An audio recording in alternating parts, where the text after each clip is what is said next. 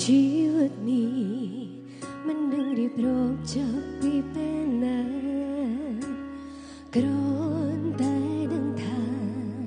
ពេលអត់លុយចាយនឹងមកមុនគេតាំងពីនៅក្រូចឆ្មាតែងស្រែកថាតូចចិនពេលមិនជេ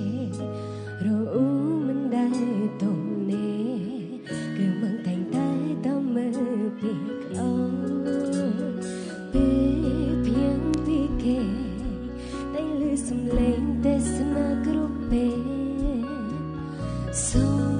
ឡេងមកជេបែជាពីរុនដូចជុំរៀងហើយនៅពេលដែលកូនធំគុំនឹងនាងមិនលោនៅក្មេងទៀតឡើយហើយផលកូនបានយល់ហើយមកធ្វើគ្រប់យ៉ាងព្រោះមិនចង់ឲ្យកូនល្អលើលោកនេះខ្ញុំស្រឡាញ់មករបស់ខ្ញុំជាងគេសប្បាយចិត្តណាស់ដែរកាជាអូនមកជានេះហត់នៅពេលហើយមកតែនៅថាកូនគ្រប់អូនបសាទោះបីត្រូវលំបាកយ៉ាងណាមិនរៀងមានថ្ងៃជុំស្រឡាញ់មកខ្ញុំទេ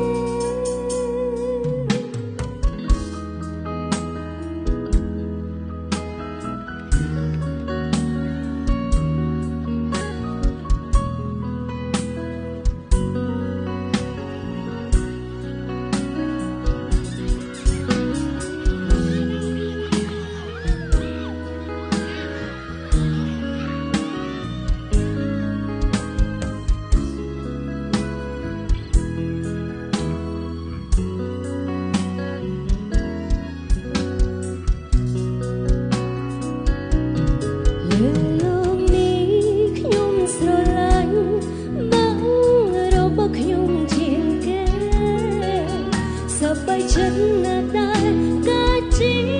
កូនមកជានេះហត់នៅលេងហើយបងតែនៅថាកូនគ្រប់អូនបសាទោះបីត្រូវលំបាកយ៉ាងណាមិនរៀ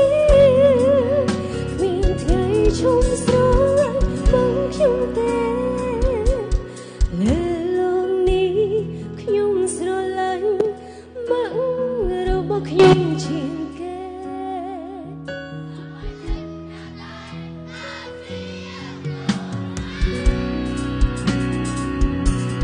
ជា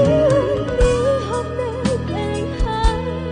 បងតែនៅក្បែរកូនគ្រប់អូនបសាទោះបីត្រូវលំបាកយ៉ាងណាមិនរៀងគ្មានថ្ងៃជុំ